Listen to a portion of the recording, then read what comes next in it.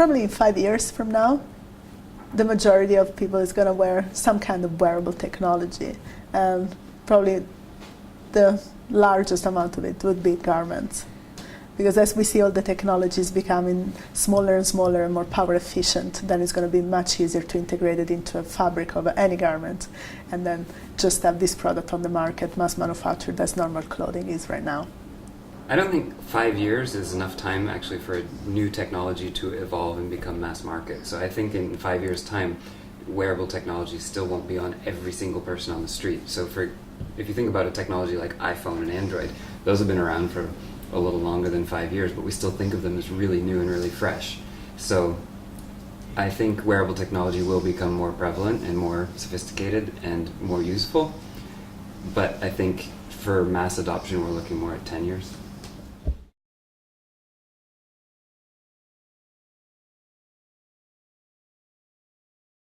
The product that will gain mass market penetration isn't on the market now, so you can't point to it and say it's this.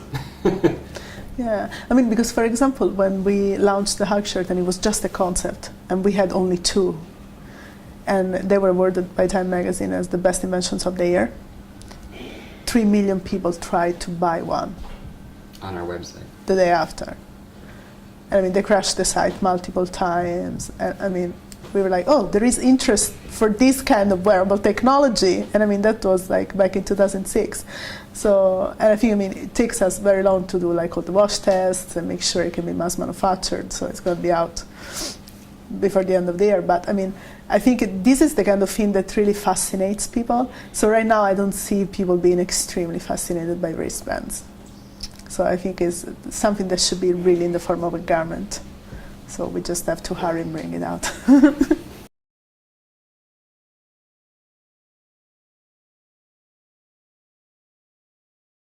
I think one of the most surprising things would be that probably we're going to give power to the people. Because sometimes I cannot really divide wearable technology from fashion. And I think right now, if you think about fashion design, you have like many designers saying next year everybody's going to wear yellow. And then everybody has to buy all these yellow dresses. Maybe they don't even like them. And I think the thing that is really going to be surprising and it's going to really make the users and wearers very happy is that they're going to be in control of what their wardrobe looks like. So I think giving control over the mass customization of a wearable, that's what's really going to make people heart beat.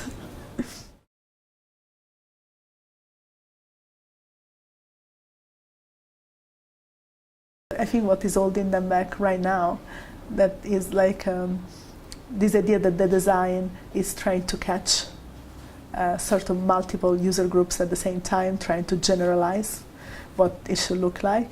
But obviously, with everything that goes on the body, as Ryan was saying earlier, it has to be fashion. So everybody wants to have their version of something.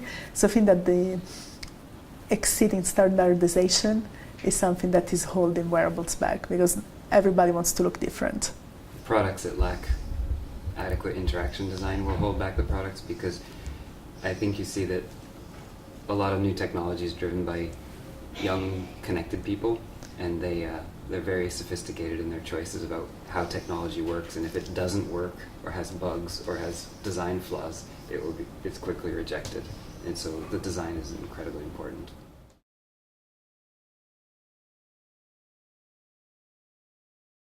I think some brands want to create new visibility through doing something that is really cutting edge and can involve the consumers on a more emotionally engaging level. Then that's something that actually many brands are trying to do right now, and it sometimes really works because it makes people think, oh, this brand is trying to design something for me. So I think that's one important element. I think the brand collaborations that we've done so far have been really effective. Sometimes brand association, where we did like Mercedes and Cute Circuit together to show the future of two different industries. And in the interview that I did with Mercedes, one of the points that I made is that up until now the luxury industry has always been about materials, and it's been about heritage, and it's been about design. But now we're getting to a point where it's also about features and capabilities. And Mercedes, luxury car manufacturers have known this for years, but it's Cute Circuit that's bringing that aspect to luxury fashion. the ability for your clothes to do something new and give you new experiences.